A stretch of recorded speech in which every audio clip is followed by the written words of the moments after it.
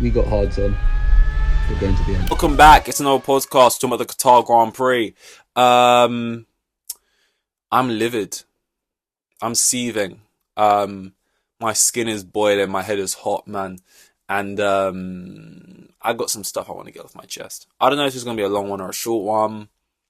Like it's a sprint qualifying, sprint race, whatever you call it, sprint weekend. So there's more shit to go through, but the race was kind of dire and diabolical until something happened, which I see both sides of. But yeah, I'm ready to just unload some rage onto the world. And I've got a fair amount of notes because there's like a lot of like shit I need to remember. Because just like a lot of comments made, a lot of bitchy comments from team principals, from drivers, some back alley moves going on. Um, it's getting a bit spicy when there's nothing to play for, but now it's getting spicy for some reason. And yeah, we're just going to talk all about that. So it's the Qatar Grand Prix. Three sectors. We got, what is it? Rate My Quali, race rundown, soft, medium, and hard awards. And in the Rate My Quali section, we're going to talk about everything that isn't the race, basically. So qualifying, sprint qualifying, and the sprint race. We're just going to kind of briefly cover all of that here.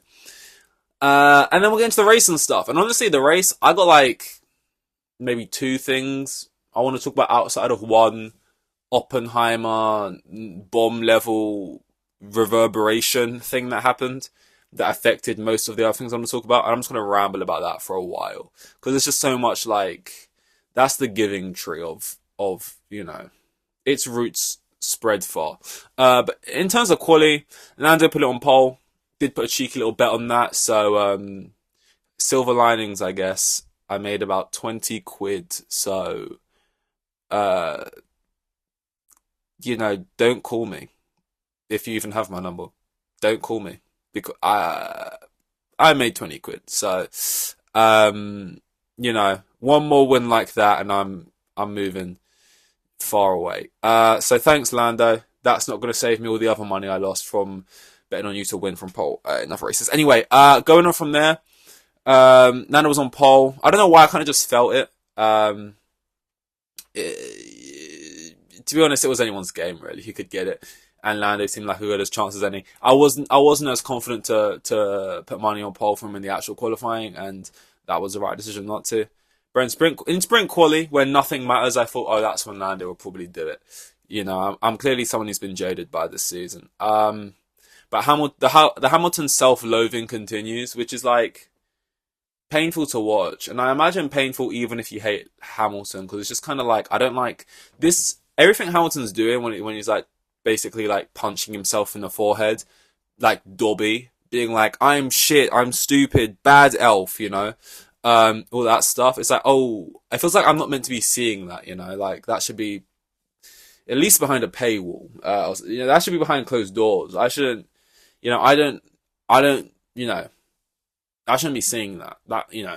That's, and it's kind of like Man City. Again, I kind of bring everything back to football recently, which I should stop doing. I don't know if there's a big crossover between Formula and football, but like Man City, they've been winning for so long.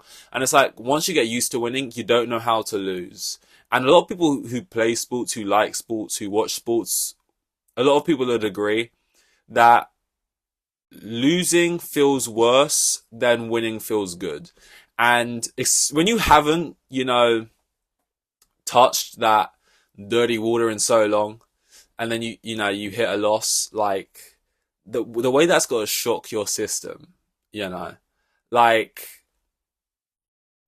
think of it in any setting, imagine we pick up, you move me to freaking California, where apparently it never rains. I was talking to some. Don't ask me why. It was all normal reasons why, but don't ask me why. I was befriending this elderly Hong Kong woman. I don't know what you call them. Okay, that's wild. Them. I don't know what you call people from Hong Kong. I think it's a. I don't know if it's a. We're gonna get into some stuff here because I I think it's like in China, but it's its own place. But I don't know. It's confusing. I'm not from there. But I was befriending this old woman from Hong Kong, and she was talking about how it's so hot there, it's so humid there, and it's like she's from there, but she moved away 30 years ago, and she occasionally has to go back for Christmas. You chuck her back in that environment now, she melts on the spot. She's a puddle. You know what I mean? So like, I'm sure it's not nice as well in that humid environment if there isn't any aircon, which there is apparently everywhere. But if there isn't, right? Oh, that's tricky. But if you haven't been there for a while and you chuck them back in, you don't even know what to do with yourself. You know, you're running around. You know, you're looking for a still suit. You know, like it's due. You're trying to drink your own sweat. You know, you're scavenging for what. You know, you're struggling to survive. So I feel like, you know, Lewis Hamilton, and it's not just the not winning races and not doing the well in the races, it's specifically the bad qualifying, the feeling like what's just happened. Because so many times in races now we see it's just like, oh, just stop the car, just retire, I'm shit. Let's just stop. What's the point of me doing the final two races? I'm crap at this. I can't qualify.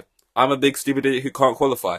And I'm not being funny, right? I think I might have just written down there, but I want to bring up now. George Russell, you did the thing. You did the thing. Niche reference, but I remember there's like this one episode of Grey's Anatomy where like Ted is in it. His real name's not Ted, but Ted's the character from. Well, he does not play. This isn't like a Disney Channel crossover event type situation where Ted is playing the same guy, or is he? I don't know. I think I'm just making fan fiction now. But the character Ted of How I Met Your Mother, that actor at least is in Grey's Anatomy. It maybe it's confusing because maybe he's also playing an architect in Grey's Anatomy. I don't really remember, but anyway, in Grey's Anatomy, he's going on a date, I think, with Meredith, and then he says something. Because the date's going great, and then he says one thing, and Meredith is like, "Oh, you said the thing." You know how Meredith do. And it's like George Russell said the thing. It was going quite well. I feel like George Russell's really built his fan base back up. Kuya kind of went cold in him for a while, but like I spoke about this with Lando, and I feel like so much Lando quadrupled his hate base when he had that cool down room thing with Hamilton, where he kind of, you know, said the whole thing like, you had a fast car for however many years type thing. George Russell sat there on like an interview, kind of like bigging himself up, kind of giving himself a pat on the back, like no one would have thought I'm just that kid from, like he was trying to like make out like he was like this, like, I don't know. And this is the thing, this is what athletes do though, to be fair. And that's why they're great. Like, they'll sit there in a press conference after becoming world champions, and the first thing they'll say is like, they said we couldn't make it, they said we couldn't do it. And everyone's sitting there like, with the holding the microphones like, who said that? These guys were odds-on favourites to win, right? No one ever said they couldn't do it. But they'll be in there like, because they would have saw the one tweet where someone said maybe they couldn't do it. You know, one guy, and you know, they take that to heart, and apparently it's everyone.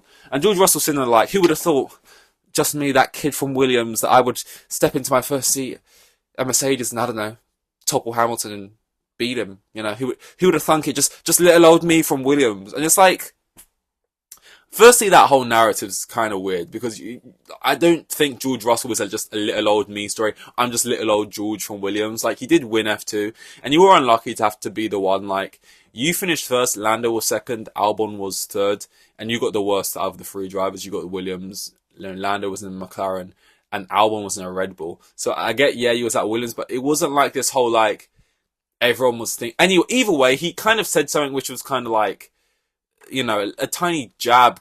This is the way Hamilton fans will view it, as a tiny little jab, which, like, you don't want to be doing that.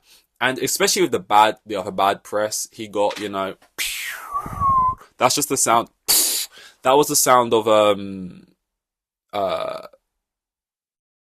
Russell's stock plummeting. I'm not into the trading or anything, but if you've got stocks in Russell, you got stocks in that George coin, I would sell now, because that's going down hard. And like, and let me just, like, I know for a fact so many people are going to probably be rooting for Kimi to beat George, which I don't think will happen. George is actually having a pretty decent time at the moment, but I know a lot of people are going to be willing for that. But yeah, it's just weird seeing Hamilton like that. I really hope he can go to Ferrari and be competent and do a good job and fight at the top. And I hope he doesn't become like a number 2 driver. That would just be really sad to see him firmly be a number 2 to Charles. I hope because he hasn't really lost much to me, really. He's just not qualifying well. See if that translates to next year when he's just feeling more confident in general. But yeah, Max was P6, so he was kind of nowhere really. Lawson P10, he did well, which is, I have that down because Perez was P16. So you got Lawson getting P10 in sprint quality and Perez is P16, so that's nothing new. Then the sprint race happens, and Lando has this sweet little moment, this sort of, sort of sitcom moment. If they, when there's like a celebrity guest that comes on and everyone's like, woo, and everyone starts clapping, and the sad moment happens, like a really sad one. Everyone's like, oh, he stops. I'm thinking like there's a mechanical issue and like he's fucked. But no, he stops and he lets Piastri go. Like, I didn't know how to feel about it as soon as it happened. And I digested it. And it's like, oh, that's sweet. Happy families. He did it for me. I'd do the same for you, brother, type thing. But then also, is it like a smart play? It's kind of thinking it's 4D chess. It's going in the future. I need this little rat. I'm going to need this guy to be, doing shit for me next year. I'm a team player. I would do it for you, man. I proved it just then. When it didn't matter to me anymore, I proved it to you immediately. Like knowing I need to give as much good faith so I can have future credit in the bank type thing. Maybe it's a smart move. Ultimately, was it to ease us? I don't know. I don't really know. I don't know. But what I would say is I don't really think it matters. Like, I don't think Piastri is too sentimental. Like, Lando's very sentimental, and in the future he might need Piastri's help, and I could very easily see Piastri maybe not giving him that help if it's going to really not benefit his own race. And then him being almost like, what? But I returned the favor, but I did the right thing, brother. Like, I don't think that sentiment thing kind of works the same way with Piastri. But either way, he did it. Like the championship's done now. He's gonna basically finish where he's gonna finish in the driver championship. Like, it doesn't make any difference point wise for the constructors, which are going for the team. So I was kind of just like, I don't, like, from his place, because he said, I always plan to do this, the team didn't want me to, or the team didn't know, type thing. So it wasn't like it was put upon him. So and I don't even know if Piastri knew. So, like, I don't know if it's like, if he's doing it for him, he just thinks it's the right thing to do. If he's doing it for Piastri, if it's for, like, a later down the line thing, if it's for, like, I don't really get it. It's an interesting one, though. And it added at least some kind of narrative to the sprint race. Russell was like stuck behind Piastri that whole race, and and he's giving it the whole. I'm a man of the people. I just want to please the fans. Like, and if I'm a fan sitting at home, I want to see me winning that race. And I couldn't because they were just. I don't want to see DRS trains and teams working together to hold me back. And it's like, that's a fair enough point, I guess. Like, people want to see good racing at home, George. I'm sure that's a correct point. But, like, it just, drivers do this all the time. It's not a George thing, but, like, yeah, you're saying this because it's you. And because the team was working with each other to stop you. And all of a sudden now you're like, oh, that's not great entertainment. You couldn't give a fuck about great entertainment. You'd more than happily win a race, and there's not a single overtake happening behind you, but you win. You don't give a fuck about not a single driver gives a fuck about entertainment. They just give a fuck about winning. So, like, that was a weird moral high ground thing to play. Like, that is morally, I mean, I get why they did it. I get it's a smart thing. They're going for constructors, and I respect that. But me personally, I like to have a bit of fun. And it's like, yeah, we're all doing the same thing here. The bigger thing you should be complaining about is just they should make that DRS section longer, like it was before, or whatever. What else happened? Max was on pole in the actual qualifying, which, even though the things decided now, still breaks me a little bit. And which he was later denied by Harvey Dent, Two-Face. Max's words, George. We didn't say Harvey Dent. I don't know if he's seen Batman. Or read the comics. Max. I was about to say Max Russell. George Russell. Which I've like made the comparison, calling some people like Harvey Dent Two-Face before, but usually it's been in the sense of like, oh, they've just had their Two-Face moment, like they've just decided to flip the coin and become the kind of, I'm gonna be the bad guy, I'm gonna to be a champion, I'm gonna get dirty. Never in the more literal sense of just being two-faced. And Max Verstappen kind of had this fire pit Love Island moment where he like sits in front of, and he does this a lot more. I watched the video and I was like, damn it, I really wanted to hear him say it in English, but it was like in Dutch, maybe, or like another language. And it's like, damn, he always gets a bit more spicy, or in when he's speaking in maybe the mother tongue. But yeah, he had this sort of Fire Pit Love Island moment where he kind of stepped in front and he was like, you know what? You guys all think this guy, oh, he's sweet and British and that, but behind the scenes, he's a little snitch, he's a little rat bitch. And it's like, actually, Max, I actually kind of can believe that Russell is behind the scenes with like folders and binders, like pointing to data, trying to, get as many positions as he can, trying to throw anyone under the bus. I actually can believe that he's kind of now in the school of Toto Wolff. But like, yeah, he's saying he stands there on TV and he's being all like nice and charming and cordial, but behind the scenes, he's trying to fuck me, bad. All for one place for like you're trying to get a pole position where you wasn't the quickest, and it was like just like on a slow lap this thing happened, and it's like, what relevance does it have? And like, this is the thing with drivers though. Like, what Max is saying is he's saying now because it's to benefit him, or it didn't benefit him. What George is saying, he'll say it because it didn't benefit him, but in other situations he won't say it. And I'm the same. Something happens to a driver I yell and scream, and I throw my toys out the pram. And if it happens to Guan Yu Zhou, I don't give a fuck, right? But like, one thing I will say, even as a hypocrite, biased pig that I am, like, the thing I would say about what Max is saying is that, like, the rules are the rules, right? And what Max is saying now, he used against Lando.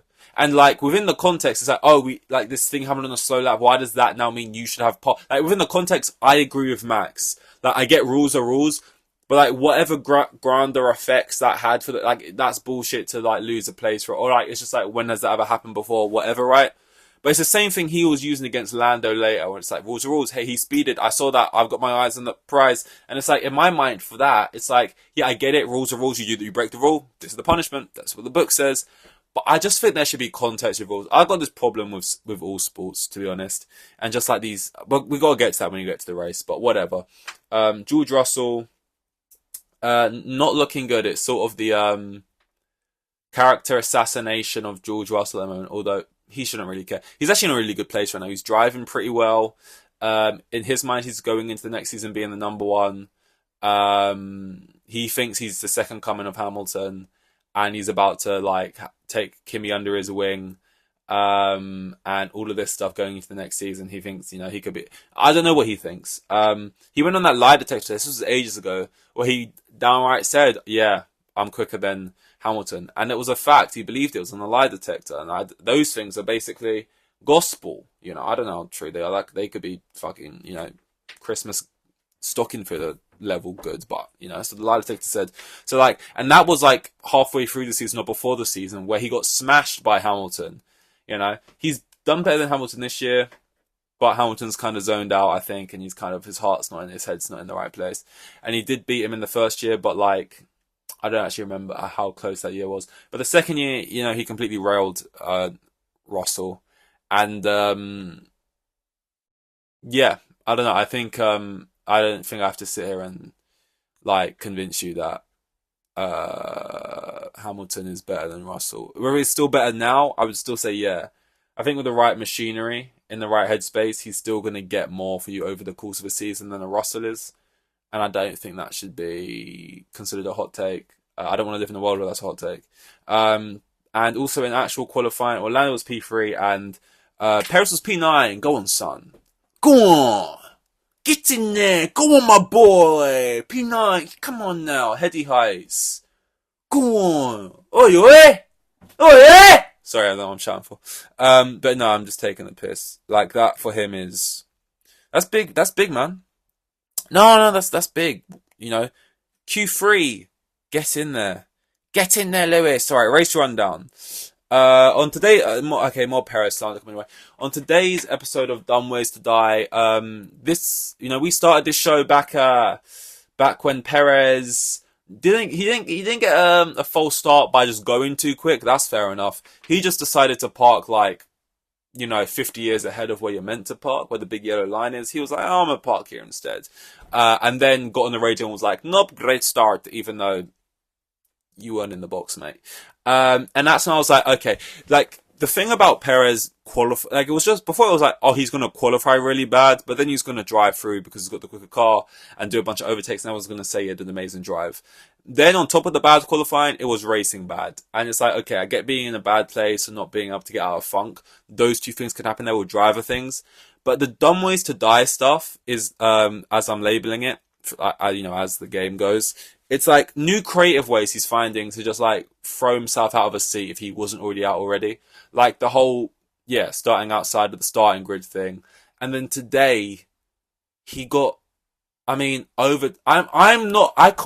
even know which one is accelerate and which one is brake out of the two pedals, right? And I'm pretty certain, at the very least, I could jump into a Formula 1 car and not get overtaken in the pit lane at the start of the race. But it went green, and I don't know what he was doing, if he was already looking for a new seat and he didn't see it was green.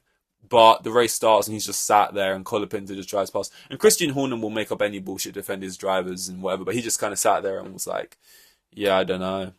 Typically when it's green, you go green, so I don't know what Perez was doing. But that's the answer of a guy who knows that guy is gone. And that's basically all but confirmed now. What else happened? I mean, Lando does a Russell on Russell, making Russell do a Lando. From pole, if that makes sense. We'll break it down slower. Like, Lando does a Russell on Russell, making Russell do a Lando.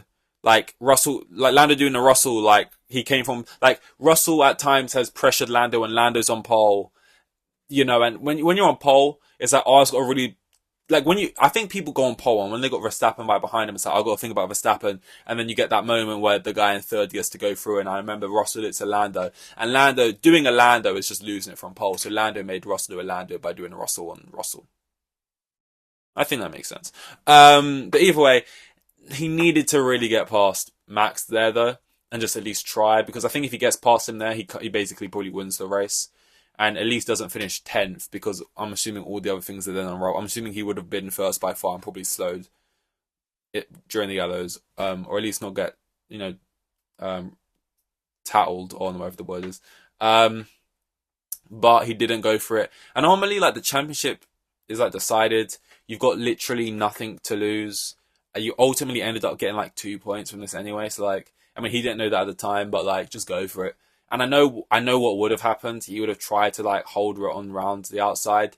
Verstappen would have pushed him wide. He would have complained on the radio. Verstappen would have been like, I was ahead of the apex. What the hell? So you can just drive around people now. What the fuck? And then Russell probably would have regained at least P2 or P1 and got through. And Norris would have either been out of the race with like a crash or something, or not only still been behind Verstappen, but now would have been behind Russell and maybe even another driver who got through. So like, I get that was what most likely would have happened, but like, just go for it. Yeah, sure, that might happen, but like, you've got nothing to lose at this point. You may as well try. And to be fair, actually, if he didn't slow down during those yellows, I do think, if he actually slowed, I do think he had a good shot. Like, he kept in the DRS for a good few laps in that final stint, and without the penalty, we could have actually had an exciting end to the race, but I'm still, tempering myself for more shit I want to say. Horner was also on the bandwagon of calling out George Russell for being, like, in his words, hysterical, is the word he used to describe him, which to me is, like, just hilarious. Like, to use the word hysterical when describing someone, and when that someone is George Russell, to me is just really funny. Because, like, when I think of, like, the word hysterical and someone using that to, like, describe how someone is behaving, I just think of it like, I imagine it in the sense of like, it's like a misogynist, like talking about like a woman, talking about like an angry mother at parents' evening or something, like being like, oh my god, this woman's acting hysterical, and she's just like, like, it's just funny to like imagine George Russell like up in, the steward's room with like and you just know, being from the school of Toto, like he's got, and how we got that Williams seat, like he's got the PowerPoints, he's got the spreadsheets, he's up there with like those little like stretch out pointer sticks pointing towards the board like a fucking animaniac or whatever, and like he's up there, his hair's all like distressed, all for claiming a pole that he doesn't really deserve, like hysteric, like knowing the two people in this like argument feud is like Verstappen, Horner, and George Russell. Hysterical is just maybe the funniest word that Christian Horner could have pulled out of his bag to describe Russell. And honestly, it paints a beautiful picture for me of how that went. What else happened? Yeah, it almost takes Max. I guess that was it, basically. That's basically what happened. All the fun was on like that first lap, and then we had like a couple safety car type things, and there was nothing. And then he finds a way. Magnussen wing mirror just flies off, because if Magnussen's not going to do some bullshit, his car will just do it for him. That little Herbie fucking car he drives got a mind of its own, and he decided we got to spice up the race of the people. And there is a wing mirror on the track. And I'll be honest, but hey, I'm not employed by the FIA. I'm not a steward, right? So I don't think it's on me. I see that little wing mirror and I think, big whoop. Crofty's going, whoa, whoa, whoa. Crofty's losing his fucking mind. I'm thinking, yeah, sure, big whoop. It's a fucking mirror. But they're like, that's the racing line. Well, it's not the racing line, but someone could be overtaken. It's the main straight. They're only overtaking the spot of the thing. Sort it. And they're saying that consistently. Him and Jensen Button have been like, sort it. They don't sort it, right? And now I've got so many different takes on this. But ultimately, my take is fuck the FIA. Which again, no hot takes here. We don't do hot takes. But like, so firstly, they're incompetent and shit, right? But secondly, I sit there as a fan and I go, this race was boring. And by them being shit at their jobs, that allowed enough time for Bottas to go over it. It caused a couple punctures. I'm annoyed about it because one of those punctures was Hamilton. I like Hamilton. That kind of ruined whatever race Hamilton could have had. But ultimately, if Perez drove over that and got a puncture, I wouldn't give a fuck. Now, I know that's not the point, but I'm just saying as a fan. Like, by them being incompetent and shit, the same way how them being bad and doing the wrong thing for Hamilton Verstappen, even though it wasn't in the favour of who I wanted it to be in the favour of, that result on that, that day that we shall not name, if it, it makes it exciting. It's a big moment. So like, I don't know if they do these shit things on purpose because they low-key know what they're doing, but like, there's a part of me watching it when I was like, oh, they're so shit. But then I thought, oh, but something's finally happened in this race. Now it's finally interesting. But at the same time,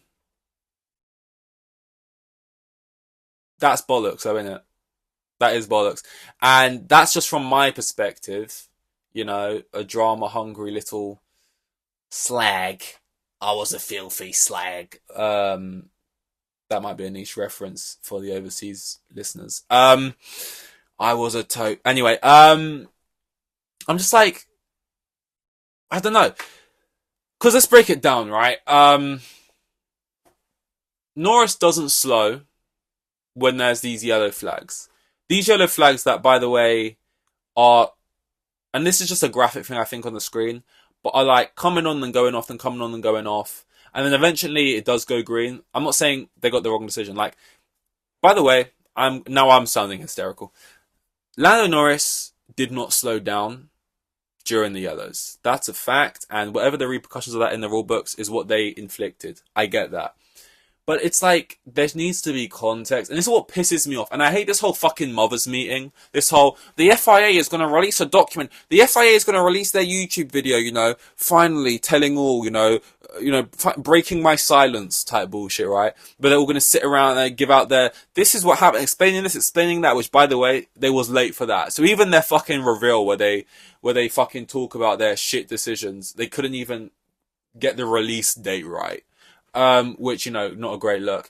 But like, they do it in football all the time. I don't give a fuck. I don't want to see a little talk show where the referees all sit around a table, dunking hobnobs, talking about their shit decisions, rationalising them, pointing to section AB 13, on page 640 fuck knows what, right, in the rule book for why what they did was the right thing to do. I just feel like there needs to be context, and maybe this isn't exactly these people's fault, these little bookworms who play it by the book, and that's why it takes them so long, because they're flipping through folders and shit, right? But there needs to be context with rules, because at least in my mind, for someone who likes sports, right, I get that if you go over the speeding limit, for example, by 1 mile per hour or 80 miles per hour, it is this penalty, and that's how it goes. But with other things, it's like, okay, so this yellow flag thing, it's two things. It's a advantage thing. He gained 6/10 on 1 lap, which made 0 difference overall, but he gained 6/10 on 1 lap, so you could be gaining an advantage. I get that needs to be punished, and that's not allowed, and that's not fair.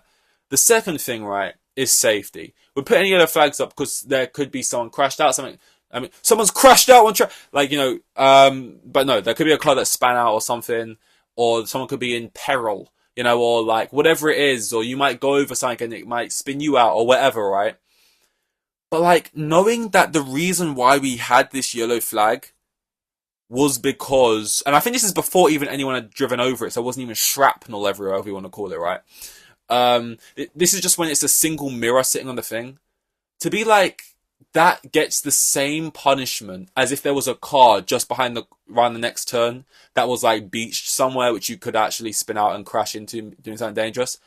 It's just ridiculous to me. And I don't give a fuck if that's what it says in the rule book. It doesn't make sense. It's fucking bullshit. I get there needs to be a punishment. You technically did the crime, do the time. But getting a 10-second stop and go penalty, right? Which, for all intents and purposes, is not a 10-second penalty at all. Like, let's just, for the easy sake of maths, I don't know what how long a pit stop is for this track. Let's just say it's 20 seconds for ease, right? 20 seconds, add 10 seconds. You're getting a 30-second penalty, which you have to serve in the next 3 laps at the end of the race anyway. So you're basically getting a DNF at this point, right? Because you're getting a 30-second time deduction because you gained 6/10 on 1 lap because there was a wing mirror. Like, when we're really not going to take context into any of this at all. Like, that's the crime. And then the whole explainer is just showing some documents being like, well, actually, look, it says here, if you do this, then that's what you get. But it's just like, the fact that you would get the same penalty if Magnussen was fucking upside down, 60 meters down the road, as there being a wing mirror, you know, 20 meters that way, that no one's gone over yet. And it just being like a simple mistake, more so than you trying to gain an advantage. He wasn't even overtaking into that final corner. Like, I just think there's so much things like that where I just find bullshit. And like I said before, I'm a massive hypocrite, donkey, arsehole loser. Like, if this same thing happens to like Perez, I'd be cackling like a little wicked witch of the West, you know? If you care to find me, look to the western skies, because that's all I'll be cackling about Perez's downfall. So I get that. But at the same time, if I'm ever going to speak about some of the bullshit that is, I'm going to speak about it now. And especially because they're also doing other things that are stupid. Like, okay, I accidentally didn't slow down on that one straight. And my entire race got fucked because of it. And like, ultimately, they did a whole flip reversal. Because even though they added a little bit of excitement, they ultimately took that excitement away for the final few laps. So we could have had a battle at the front of the pack. But instead we completely lost that. And instead watch Bullet Bill land and us at the back, you know, gain a point or whatever.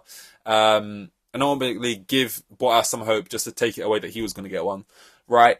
So they actually kill the excitement, really. And then the fact that, I made a little mistake. Yeah, sure. I didn't do my job right. It's on me. Technically, I'm in the wrong. I've got no one to blame. He says sorry on the radio. He knows this is his own fault, right? Just not paying attention when Verstappen is, which is why he's the GOAT, because not only is he a great driver, but he is also a great, you know, nosy neighbor or whatever, like calling up the fucking local community authorities, whatever.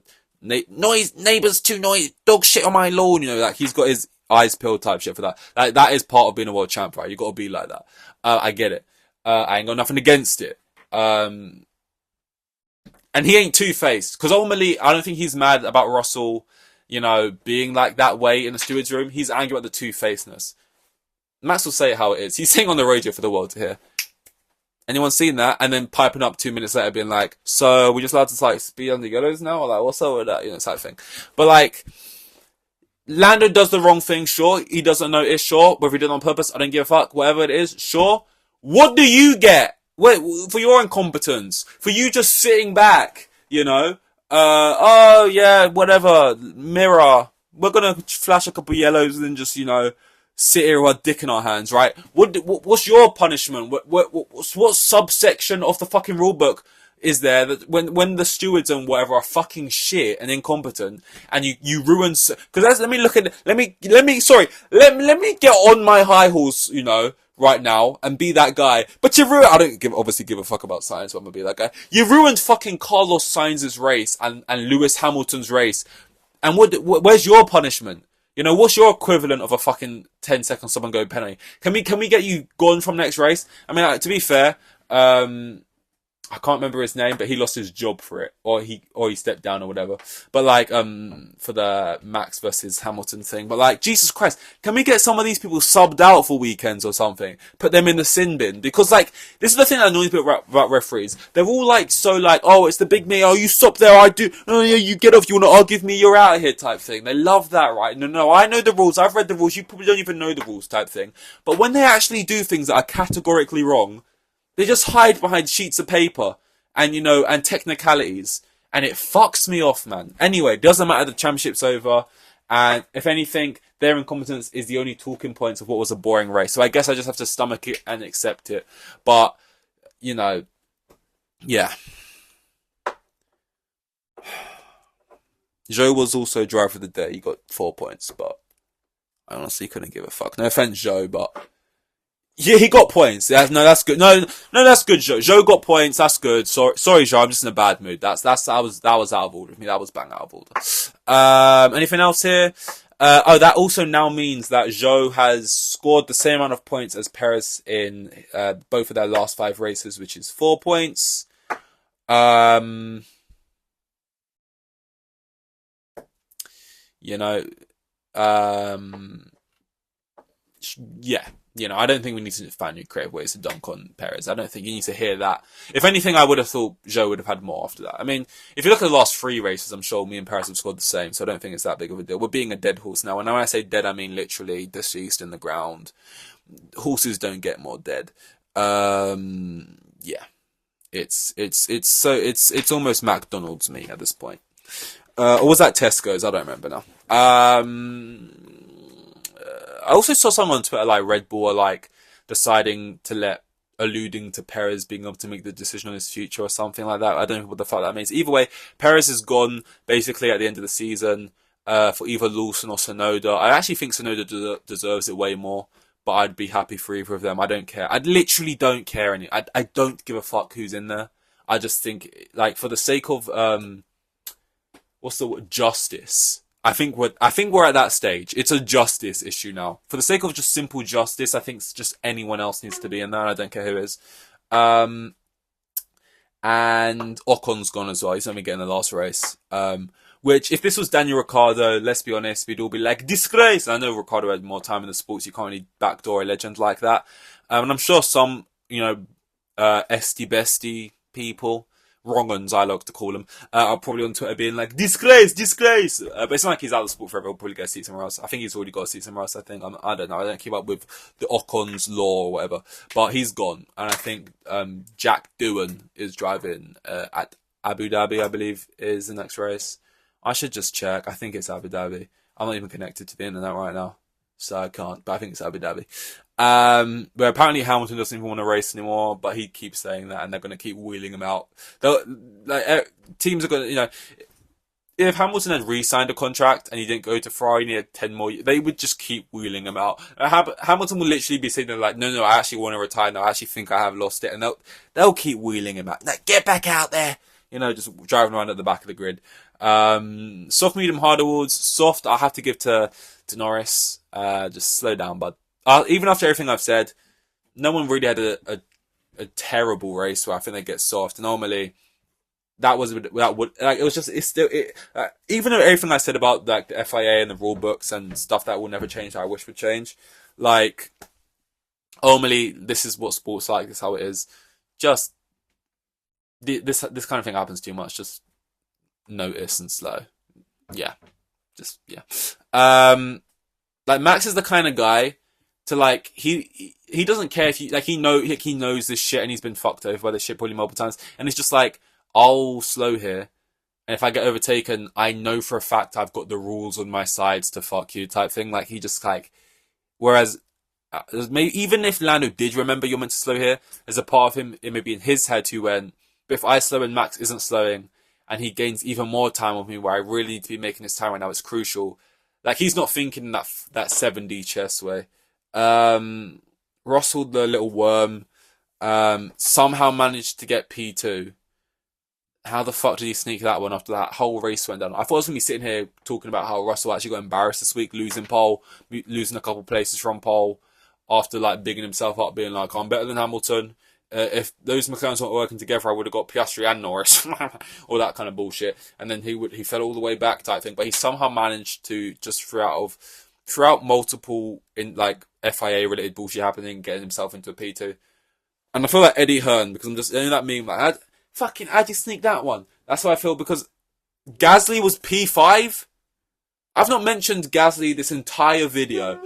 I don't even know where he qualified. Somehow Gasly snuck a P5, mate. I was just checking over that. What the fuck is he doing up there? Do they even have a good car? Where was Ocon? Loki, is he driving? I don't even know what happened there, but he's P5. So, fair play. Because he was on the front row last weekend, I think, and your car just stopped. So, that's a nice little circle. I think we're going straight into a next race weekend. I think yes, Monday or Tuesday. I don't know, it's like midnight or 1 in the morning. So I think it's technically Tuesday. And obviously it's not a sprint race thing, it's just a normal race weekend, I think. And then we're done. Then the season's over. And that's crazy. That's crazy because these seasons go so quick. I feel like they feel like they go even quicker since I've been doing this. I've only been doing this for maybe like a season and a half, 2 seasons, maybe. No idea. But they go quick. And it's like, I don't really know what like to do, because it's not really like football. Football just kind of goes, it goes, and then it stops for what realistically is like a month, and then it's like you're straight back into it. And even once it's stopped, there's still so much football stuff to go on about. Whereas Formula 1, I don't know when it starts again. Is it like March time maybe? It feels like a good 3-4 months maybe of just no Formula 1. And this is a podcast, and I kind of want to have the idea in my mind of still doing this weekly. And I didn't last season because I just thought, fuck it, I don't want to talk about it, just start it at the start of next season. So, it's going to be tricky. I don't really know what to do. I'm going to have to sort of regroup and maybe find a different offshoot of this show. Like, this is a production show. And the studio audience back there are going to have to figure out their schedule. But, I don't really know. We're going to have to try and figure out what I can do that is consistent and not just try and float from my idea to a concept to different idea week to week, because that just won't work. And like, if I was only doing this, that'd be fair enough. But I also try and do like a football related podcast type thing and a film related podcast type thing. And then a bunch of shorts on top of that. So I kind of just have my fingers in a bunch of mediocre pies, which doesn't make it easy. On top of working like the brain dead zombie I am, caught in the rat race. So yeah. So I don't really know what I'm going to do, but that's something to decide later. We'll cross that bridge when we get to it. We've still got another race to go. I don't know why I'm acting like we'll never see each other again. God, I could cry. This is the Qatar Grand Prix. I've said what I needed to say. I've said what I needed to say. And yeah, that's all. We got Haas and we're going to the end. Thank you very much, and I'll talk to you all later. Goodbye.